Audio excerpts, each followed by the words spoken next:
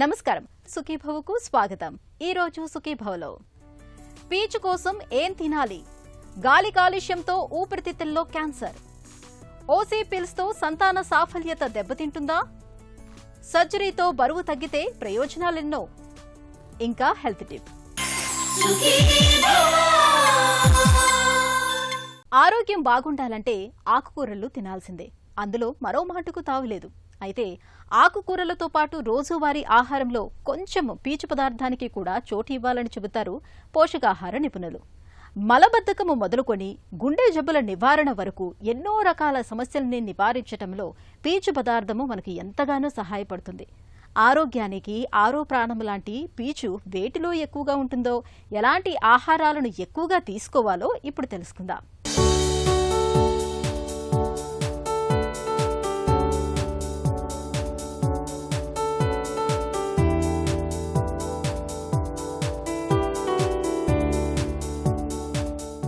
మనకు ఆహారం అంటే శక్తి. పిండి పదార్థాలు, మాంసకృత్తులు, నూనెలు, విటమిన్లు, ఖనిజాలు, వీటి గురించే మనం ఎక్కువగా మాట్లాడతాం, వీటి గురించే ఎక్కువగా వింటుంటాం. కానీ ఇంతే ప్రాధాన్యమున్న పీచు గురించి మాత్రం మనం పెద్దగా పట్టించుకోం. నిజానికి పీచు అంటే మనలో చాలా మందికి చిన్న చూపు. పీచు అంటే గడ్డిగాదమని, పనికిమాలినదని అనుకుంటాం. నిజానికి పీచు పదార్థం మన ఆరోగ్యానికి ఆరో ప్రాణం లాంటిదని చెబుతారు నిపుణులు. వైద్య పరిశోధనలన్నీ ఇవాళ పీచును మనకు అత్యంత అవసరమైన పదార్థంగా చెబుతున్నాయి. క్యాన్సర్లు, షుగర్, గుండె జబ్బుల నివారణకు, కొలెస్ట్రాల్ని అదుపులో ఉంచేందుకు, బరువు పెరగకుండా ఉండేందుకు, ఇలా చెప్పుకుంటూ పోతే ఈ పీచు ప్రయోజనాల జాబితాకు అంతుండదని చెబుతున్నారు ప్రముఖ పోషకాహార నిపుణులు డాక్టర్ అంజలి దేవి. పీచు చాలా వీటిల్లో దొరుకుతుందండి. మొట్టమొదటి ఏంటంటే పొట్టు తీయని ఆహార గింజలు ఏ అయినా సరే, ధాన్యం అయి ఉండొచ్చు, ధాన్యంలో తక్కువ మరపట్టిన బియ్యం, దంపుడు బియ్యం అంటాం. తర్వాత ఇప్పుడేమో ప్రాసెస్డ్ బియ్యం అని వస్తుంది, బ్రౌన్ రైస్, దాంట్లో కూడా పీచు ఇచ్చేస్తూ ఉన్నారు. ఇంకోటి రెండోది ఏంటంటే కొన్ని గింజ ధాన్యాలు అన్నీను, ఇప్పుడు పప్పులు ఉన్నాయి, ముడిపప్పులు అంటాం, దానికి అంతా ఇప్పుడు చూడండి మినుములు, పెసలు, గోధుమలు, శనగలు, ఇలాగా అన్ని పొట్టుతోటి ఉన్న గింజలు ఏవి తిన్నా సరే మనకి పీచు ఎక్కువగా వస్తూ ఉంటుంది. ఆకుకూరలోనూ ఎక్కువ పీచు ఉంటుంది, తర్వాత గింజ ధాన్యాల్లో పీచు ఉంటుంది, మీ పప్పు దినుసుల్లో పీచు ఉంటుంది. అదే రకంగా ఇప్పుడు క్యాబేజీ, కాలీఫ్లవరు, బ్రోకలీ ఇలాంటి వాటిల్లో కూడా పీచు ఉంటుంది. పీచు ఉన్న ఆహార పదార్థాలు చాలా ఆరోగ్యకరంగా ఉంటుంది కాబట్టి క్యాలరీస్ తగ్గిస్తాయి, మలబద్ధకం తగ్గిస్తూ ఉంటుంది. గుండె జబ్బు ఉన్న వాళ్ళకి పీచు తిన్నదుంటే క్యాలరీస్ తక్కువ అవుతాయి కాబట్టి వాళ్ళకి చాలా ఆరోగ్యకరంగా ఉంటూ ఉంటుంది అన్నమాట. రోజుకి ఒక 40-50 గ్రాములు పీచు ఉంటే చాలా ఎక్కువ. 20 నుంచి 30 గ్రాముల వరకు పీచు తింటే మన క్యాలరీస్ చాలా తగ్గిస్తుంది, మలబద్ధకం రానివ్వదు. తర్వాత ఈ లోపల శరీరం లోపల కొన్ని రకాల అవయవాల ఫంక్షనింగ్లో కూడా ఉపయోగపడుతూ ఉంటుంది. పిండి పదార్థాలు, కొవ్వు పదార్థాలు, మాంసకృత్తులు, వీటన్నింటినీ మన శరీరం పచనం చేసుకుని జీర్ణం చేసేసుకుంటుంది. పీచులో ప్రధానంగా నీటిలో కరిగే పీచు, కరగని పీచు అని 2 రకాలుంటాయి. కరగని పీచు మన ఆహారంలోనే ఉంటుంది, కానీ నీటిలో కరగదు. దీన్ని ఇన్సాల్యుబుల్ ఫైబర్ అంటారు. ఇది జీర్ణం కాదు, విసర్జన ద్వారా బయటకు వెళ్లిపోతుంది. దీనివల్ల మలం పరిమాణం పెరుగుతుంది, జీర్ణ వ్యవస్థలో ఆహారం కదలికలు పెరుగుతాయి. ముడిధాన్యం, పప్పులు, కాయగూరల్లో ఈ రకమైన పీచు ఎక్కువగా ఉంటుంది. కరిగే పీచు, ఇది నీటిని బాగా పీల్చుకుని ఉబ్బి ఒక రకమైన జిగురులాగా తయారవుతుంది. దీన్ని సాల్యుబుల్ ఫైబర్ అంటాం. ఓట్స్, బార్లీ, చిక్కుళ్ళు, బఠానీల వంటి గింజలు, సపోటా వంటి పండ్లు, ఇలాంటి వాటిలో కరిగే పీచు ఎక్కువగా ఉంటుంది. నీటిలో కరిగే పీచు రక్తనాళాల ఆరోగ్యాన్ని చక్కగా ఉంచుతుంది. ఫైబర్ రిచ్ ఫుడ్స్ అన్నప్పుడు చాలామంది ఏం చేస్తారంటే ఎక్కువగా మరపెట్టిన బియ్యం వాడితే తెల్లగా బాగుంటుంది కదా అంటుంది. అది మంచిది కదా, దాంట్లో ఉన్నది ఓన్లీ పిండి పదార్థం ఉంటుంది. తక్కువ మరపెట్టిన బియ్యం, దంపుడు బియ్యం అలాంటివి వాడుతూ ఉంటే పీచు మనకు వస్తుంది. అదేవిధంగా ఇప్పుడు గోధుమలు ఉన్నాయి, గోధుమల్లాగా మరపట్టించి పీచుతోటి తీసుకొస్తే, ఆ తొక్కతోటి తీసుకొస్తే పీచు ఉంటుంది. ఇంకొకటి ఏంటంటే ఫైబర్ తీసేయడం వలన కొన్ని గింజల్లో జర్మ్ పోర్షన్ అంటుంటుంది. ఇప్పుడు ధాన్యం ఉంది, గోధుమలు ఉన్నాయి, వాటిల్లో చివర ఒక చిన్న జర్మ్ పోర్షన్ అంటారు, అంటే దాని నుంచి చెట్టు పెరుగుతూ ఉంటుంది అనమాట. అటువంటిది ఎప్పుడైతే మనం ప్రాసెస్ చేసి పైన పీసు తీసేస్తామో ఆ జర్మ్ కూడా పోతుంది. ఆ జర్మ్ ఏంటంటే చాలా ఎక్కువ విటమిన్స్, మినరల్స్ అన్నీ అందులో ఉంటాయి. ఈ పీచు తీసేయడం వలన అది కూడా పోవడం వలన మనకేమో వచ్చినది కార్బోహైడ్రేట్స్ తప్ప, పిండి పదార్థాలు తప్ప మనకి కావలసిన మినరల్స్ అటువంటివి కూడా శరీరానికి లభ్యం కావు. ఆకుకూరలు రోజుకి కనీసం 100 గ్రాములన్నా తింటూ ఉండాలి. తింటూ ఉంటే సరి అయిన మనకి శరీరానికి కావాల్సినంత పీచు వస్తూ ఉంటుంది. పండ్లు ఎన్ని పళ్ళు తిన్నా కూడా పీచు వస్తుంది. చాలామంది ఏం చేస్తారంటే పండు ఉంది కదా, ఇప్పుడు బత్తాకాయ ఉంది, బత్తాకాయ ఏమో రసం పిండేసి రసం తాగుతారు. ఆ జ్యూస్ తాగేదానికంటే పండులాగా తింటూ ఉంటే ఇప్పుడు చాలా మటుకు మన శరీరానికి కావలసినంత పీచు వస్తుంది. గతంలో ముతక ధాన్యాలు, తృణధాన్యాలు, రకరకాల పండ్లు, ముడిపప్పుల వంటివన్నీ తినేవాళ్లం. వాటిలో తగినంత పీచు అందేది. కానీ ఇప్పుడు బాగా పాలిష్ పట్టిన ధాన్యాలు, పొట్టు తీసిన పప్పులు, రిఫైన్డ్ పదార్థాలు తీసుకోవటం పెరిగింది. దీంతో ఆహారంలో పీచు మోతాదు తగ్గిపోతూ వస్తోంది. ఇలా ఆహారంలో పీచు మోతాదు తగ్గిపోవటం వల్ల చాలామంది ఆరోగ్య సమస్యల్ని ఎదుర్కొంటున్నారు.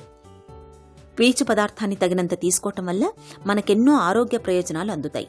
మలబద్ధకం వదులుతుంది, పేగుల ఆరోగ్యం మెరుగుపడుతుంది, రక్తంలో గ్లూకోజ్, కొలెస్ట్రాల్ శాతం చక్కగా అదుపులో ఉంటుంది, బరువు నియంత్రణలోకి వస్తుంది, గుండె జబ్బులు, క్యాన్సర్ల ముప్పు బాగా తగ్గుతుంది. పీచు అన్నది 20 నుంచి 30 గ్రాముల కంటే ఎక్కువ ఉండకూడదు. అది మామూలుగా తినే ఆహార పదార్థాలు కాబట్టి దాంట్లో ఏం మనం పీచు యాడ్ చేసి తింటలేదు కాబట్టి కూరగాయలు ఏంటి, ఆకుకూరలు ఏంటి, ఇవన్నీ యాజ్ ఇట్ ఈజ్ తింటూ ఉంటే కావాల్సినంత పీచు వస్తుంది. అది న్యాచురల్గా మనకి డైజెస్ట్ చేసి ఆరోగ్యకరంగా ఉంచుద్ది అనమాట. బత్తాకాయలు ఏంటి, అవి జాగ్రత్తగా తొనలు తీసి పైన తొక్క తీసి తొనలు తీసి కొంచెం నెమ్మదిగా తినేలాగా, యాపిల్ ఉంటే యాపిల్ ముక్కల కింద కోసం ముక్కల్లాగా తినేలాగా, ఇలాంటివన్నీ జ్యూసులు చేసి వాళ్ళకేమో స్పూన్ వేసి పట్టించేస్తే పీచు అంతా పోద్ది, చాలా మట్టుకు పాడైపోద్ది. మనం మళ్ళీ జ్యూస్ చేసి పోనీ అదే ఇవ్వం కదా, దాన్ని మళ్ళీ అన్నీ వడకొడతాం, ఉన్నదంతా తీసేస్తాం. అందులో అలా తీయడం వలన కొంత పీచు ఒకటే కాదు, కొన్ని వైటమిన్లు పోతాయి, కొన్ని నీటిలో కరిగే విటమిన్లు అని ఏంటి, కొంచెం కార్బోహైడ్రేట్స్ ఏంటి, ఇలాంటివన్నీ పోతూ ఉంటాయి. అందుకని జాగ్రత్తగా పండులాగే పెట్టాలి. పళ్ళ దగ్గర మట్టుకు కూరగాయలు సాధ్యమైనంత మటు కూరగాయలాగా, మళ్ళీ వండినప్పుడు ఆ కూరగాయలు నీరు వచ్చేసి లేకపోతే ముద్ద తీసేసి లేకపోతే ఆ పీచు లాగంటిది తీసేసి ఇలాంటివి చేస్తారు. అలాంటివి కాకుండా అన్నీ కలిపి వండడం చాలా మంచిదండి. ఇలా చేస్తూ ఉంటే మనకి ఆరోగ్యకరంగా ఉంటుంది. మన శరీరానికి అన్ని కావలసిన వైటమిన్స్, మినరల్స్ ఏదైతే ఉన్నాయో దాంతోపాటు పీచు కూడా కంపల్సరీ ఒక న్యూట్రియంట్ కింద, ఒక పోషక పదార్థం కింద మన శరీరానికి ఇవ్వవలసిన అవసరం ఉందండి. మనం తీసుకునే ఆహారంలో రోజుకి కనీసం 40 నుండి 45 గ్రాముల పీచు పదార్థం ఉండాలి. ఇందులో కరిగే పీచు ఎక్కువగా ఉంటే మంచిది. పీచు శాకాహారంలోనే ఉంటుంది, మాంసాహారంలో ఉండదు. పీచు పదార్థాలు తీసుకున్న ప్రతిసారి తగినంతగా నీరు కూడా తాగాలి. పిల్లలకు కూడా పీచు అవసరమే, కానీ మరీ పీచు పదార్థాలే ఎక్కువగా పెడితే త్వరగా కడుపు నిండినట్లే ఎక్కువగా ఆహారం తీసుకోలేరు. దాంతో పిల్లలకు శక్తి చాలకపోవచ్చు. కాబట్టి పిల్లలకు పీచు పదార్థాలు మరీ ఎక్కువ కాకుండా సమతులంగా ఉండేలా చూసుకోవాలి. వీరికి పండ్లు, కూరగాయలు విరివిగా పెడితే ఆ పీచు సరిపోతుంది. పప్పులతో పోలిస్తే కూరగాయల్లో పీచు కొంత తక్కువ ఉంటుంది, కానీ మనం పప్పుల కంటే పరిమాణంలో కూరగాయల్ని ఎక్కువగా తీసుకోగలం. కాబట్టి తగినంత పీచు పదార్థం కోసం మన ఆహారంలో కూరగాయల మోతాదు ఎక్కువగా ఉండేలా చూసుకోవాలి. హెల్త్ న్యూస్ మీకోసం.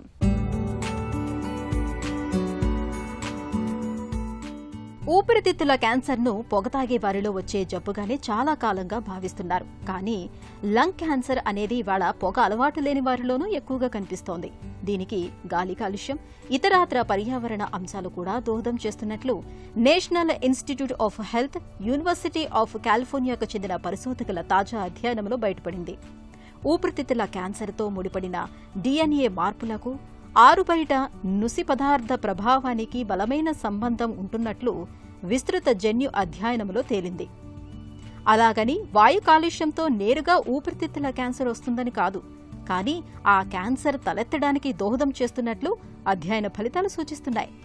ఎంత ఎక్కువ వాయు కాలుష్యానికి గురైతే అంత ఎక్కువగా ఊపిరితిత్తి కణితి DNAలో మార్పులు తలెత్తుతున్నట్లు పరిశోధకులు గుర్తించారు. పొగ తాగడంతో ముడిపడిన DNA మార్పులే వాయు కాలుష్య ప్రభావంతోనూ తలెత్తుతూ ఉండటం గమనార్హం. వాయు కాలుష్యం అధికంగా ఉండే ప్రాంతాల్లో నివసించే వారిలో TP53, EGFR మార్పులు మరింత ఎక్కువగా ఉంటున్నట్లు బయటపడింది. ఊపిరితిత్తి క్యాన్సర్కు సంకేతాలైన ఇవి SBS4 DNA మార్పులతో ప్రేరేపితం అవుతూ ఉంటాయి. వాయు కాలుష్యం ఎక్కువగా ఉండే చోట్ల నివసించే వారిలో SBS4 ముద్రలు 4 రెట్లు అధికంగా ఉంటున్నట్లు బయటపడింది. నిజానికి ఊపిరితిత్తుల క్యాన్సర్కు వాయు కాలుష్యం దోహదం చేస్తున్నట్లు శాస్త్రవేత్తలు చాలా కాలంగా భావిస్తున్నారు. కానీ పొగ తాగటం, ఇతరులు వదిలిన పొగతో పోలిస్తే గాలిలోని నుసి పదార్థం ఎంతవరకు దోహదం చేస్తుందనేది ఖచ్చితంగా తెలియదు.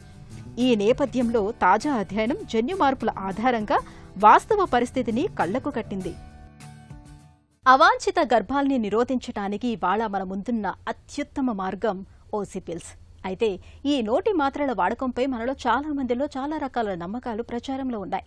ముఖ్యంగా ఏళ్ల కొద్దీ ఈ పిల్స్ని వాడిన వాళ్ళకి సంతాన సాఫల్యత దెబ్బతింటుందని, గర్భం ధరించడం కష్టమనే నమ్మకం చాలా మందిలో కనిపిస్తుంది. అసలు ఈ నమ్మకంలో నిజమెంత? పిల్స్ వాడితే నిజంగానే సంతాన సామర్థ్యం తగ్గుతుందా? ఆసక్తికరమైన ఈ విషయం గురించి డాక్టర్ ఏం చెప్తున్నారు ఇప్పుడు విందాం. మనము ఓరల్ కాంట్రసెప్టివ్ పిల్స్ వాడడం వల్ల సంతాన సాఫల్యత ఏమీ దెబ్బతినదు. It will only help. ఇంకా చూసుకుంటే కనుక ఈ ఓసీ పిల్స్ అన్నది కొందరికి పీసీఓడి ప్రాబ్లం వల్ల, లేకపోతే ఓవర్ బ్లీడింగ్ ప్రాబ్లం వల్ల ఎక్కువ, లేకపోతే ప్రీమెచ్యూర్ ఓవేరియన్ ఫెయిల్యూర్ ఇలా ఉన్న వాళ్ళకి ఎక్కువగా హెచ్ఆర్టీ ఇస్తూ ఉంటాము. సో దీంతో సంతాన సాఫల్యత దెబ్బతినడానికి అవకాశమే లేదు. ఎందుకంటే ఇది మన బాడీలో ఉన్న హార్మోన్స్ హెచ్చు తగ్గుల్ని దాన్ని బ్యాలెన్స్ చేస్తుంది అనమాట. ఈస్ట్రోజన్ని, ప్రొజెస్ట్రాన్ని ఒక బ్యాలెన్స్కి తీసుకొస్తుంది. అండ్ ఆల్సో ఇది మనకి యానోవులేటరీ డ్రగ్. అంటే అండము oral contraceptive pills main function ఏంటి అంటే ఎగ్ అనేది రిలీజ్ అవ్వనివ్వదు. సో తద్వారా ఏంటి, ఎగ్స్ అన్నవి వేస్ట్ అవ్వకుండా మీరు ఎప్పుడైతే ప్రెగ్నెన్సీ కావాలి అని అనుకుంటున్నారో మీకు ఒక 6 months వేసుకుంటే 6 months ఎగ్స్ అన్ని సేవ్ అయినట్టు. సో అట్లా AMH అన్నది కూడా మీకు ఇంకా దాన్ని సేవ్ చేస్తుందే తప్ప ఎటువంటి కోణంలో కూడా మనకది సంతాన సాఫల్యతనైతే మనకి దెబ్బతీయదు. అధిక బరువును దాటిపోయి ప్రమాదకరమైన ఊబకాయంలోకి వచ్చాక ఆహారంలో మార్పులు, వ్యాయామాల సాయంతో కూడా పెద్దగా ఫలితం కనిపించదు. ఇలాంటప్పుడు పొట్టకు కుట్టువేయటం ద్వారా బరువును తగ్గించే బేరియాట్రిక్ సర్జరీని చేయించుకోవాల్సిందిగా డాక్టర్లు సిఫార్సు చేస్తూ ఉంటారు. అయితే ఈ బేరియాట్రిక్ సర్జరీలపై మనలో చాలా మందిలో చాలా రకాల నమ్మకాలు ప్రచారంలో ఉన్నాయి. బేరియాట్రిక్ సర్జరీలతో దుష్ఫలితాలు చాలానే ఉంటాయని, కొన్ని సందర్భాల్లో ప్రాణాంతకంగా కూడా పరిణమిస్తాయని నమ్ముతున్నారు. ఈ నేపథ్యంలో బరువును తగ్గించే బేరియాట్రిక్ సర్జరీలపై ఉన్న నమ్మకాలు, వాటిలోని నిజానిజాల గురించి డాక్టర్ని అడిగి ఇప్పుడు తెలుసుకుందాం.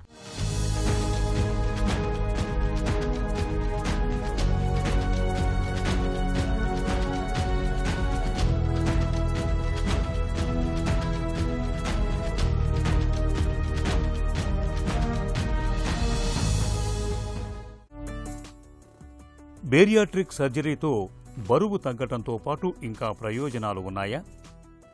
ఎన్నో స్టడీస్ చేశారు. స్వీడన్ అని, అంటే ఫిక్స్డ్ పాపులేషన్ కాబట్టి అది కరెక్ట్ నాలెడ్జ్.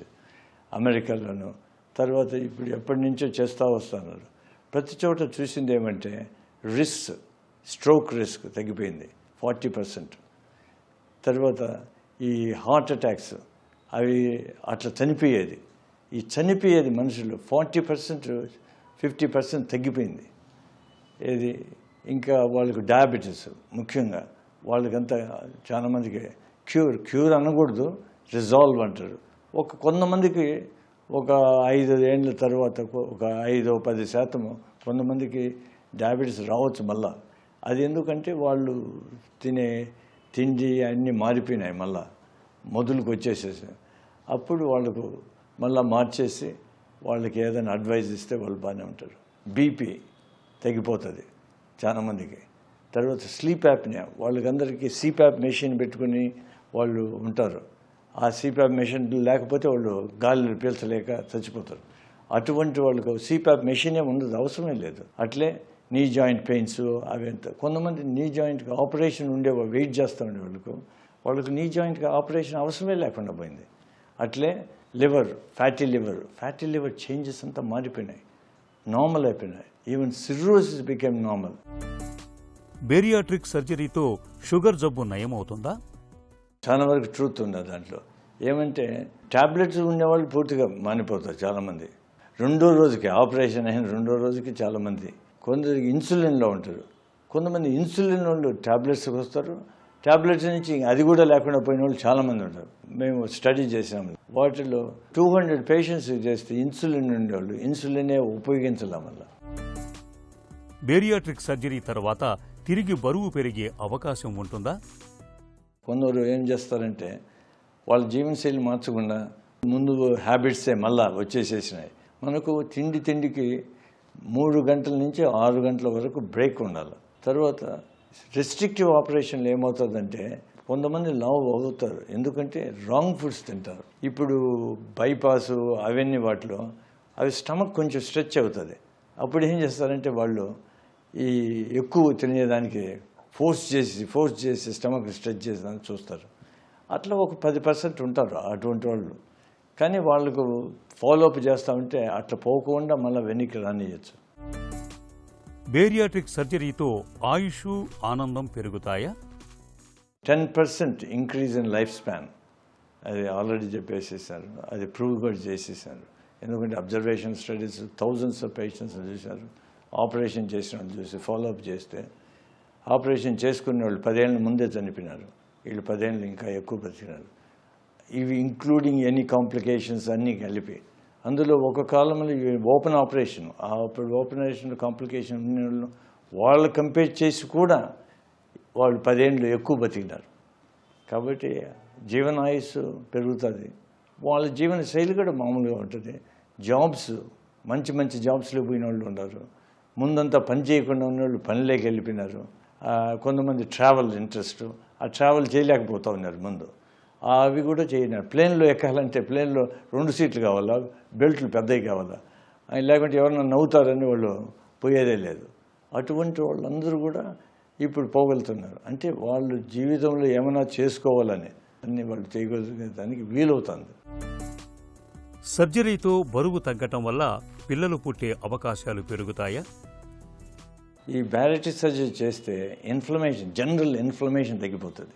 అంటే మెటబాలిక్ సిండ్రోమ్ రివర్స్ అవుతుంది. మెటబాలిక్ సిండ్రోమ్ అంటే వెయిట్ సైజు, ట్రైగ్లిసరైడ్స్, హెచ్డిఎల్ తక్కువ ఉండడము, బ్లడ్ ప్రెషర్ ఎక్కువ ఉండడము, బ్లడ్ షుగర్స్ చాలా ఎక్కువ అయిపోవడము.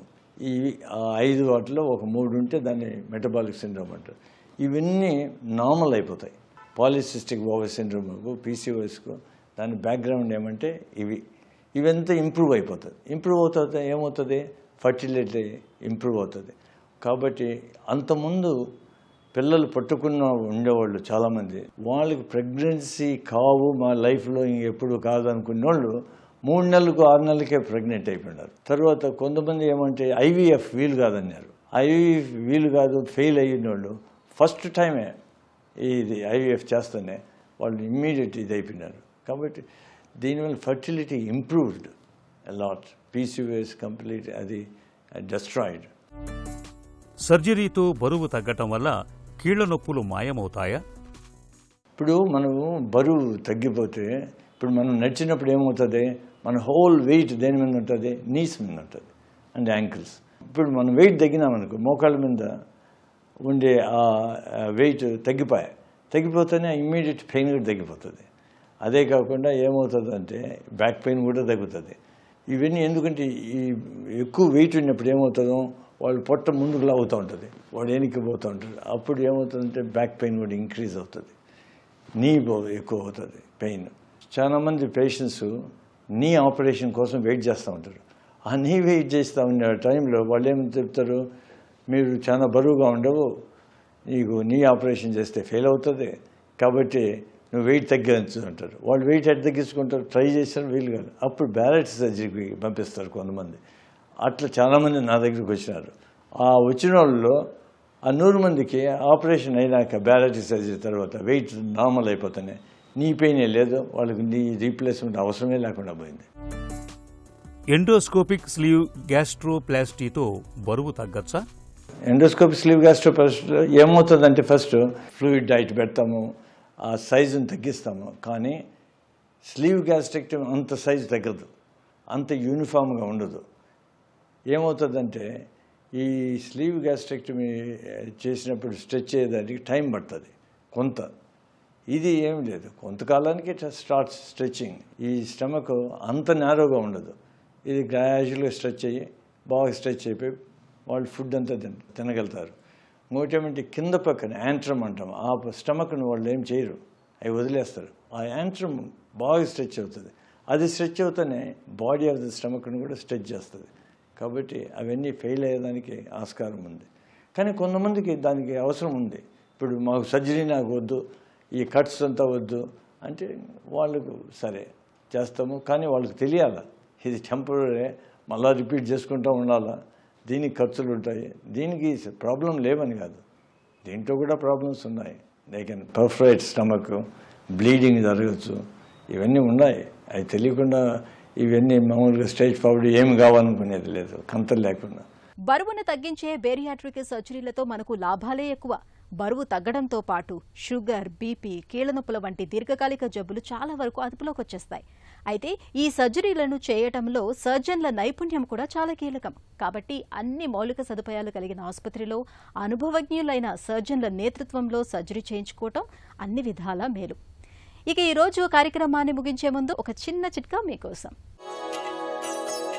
చెవిలో హోరుమనే శబ్దాలు వేధిస్తున్నప్పుడు 2-3 చుక్కల ఆలివ్ నూనె లేదా వెల్లుల్లి రసాన్ని తరచూ చెవుల్లో వేస్తూ ఉంటే మంచి ఫలితం ఉంటుంది. చెవిలో శబ్దాల తీవ్రత తగ్గుతుంది.